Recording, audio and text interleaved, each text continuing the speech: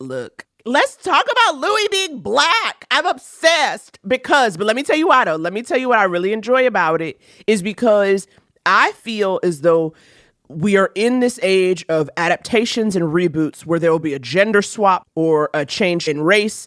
And that is kind of the extent of it, meaning we made that change. Look what we did. Isn't that fresh and new and hip?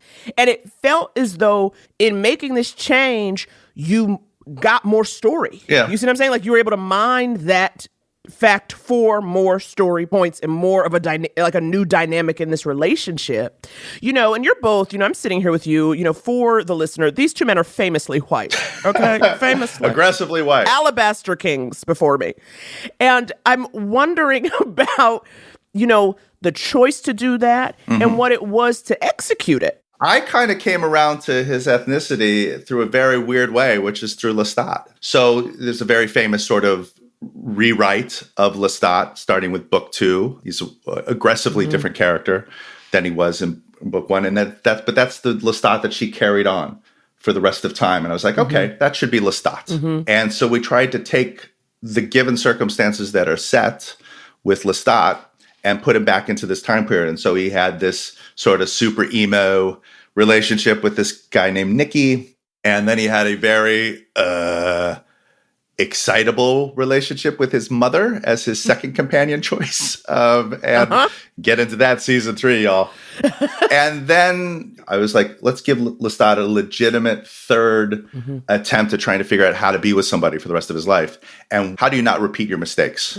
So I started from there. And I wanted somebody who had some money, because I think he wanted to be, with his own folks there. And I think he wanted someone, I thought, who could fight back and who could be a challenge and who would force him to restrain himself. And nobody at AMC was really interested in 7 seasons of the regretful plantation owner. So, even with that, though, you wanted to have some connective threads to the novel. So we made Louis come from a lineage that once did own a plantation, did own slaves. The other thing was sort of aesthetic. If you were going to take away this sort of the ruffled shirts and all the swampy goodness, and you wanted to make this, something new. What's the next hot time that had a sense of smell and taste and sound? Bertha Jazz seemed pretty right on. And it just so happened there was a spot at that historical time where a black man could get in on some business and still have the sort of morally gray thing that owning a plantation would. And I don't know, it all actually clicked into place pretty quickly.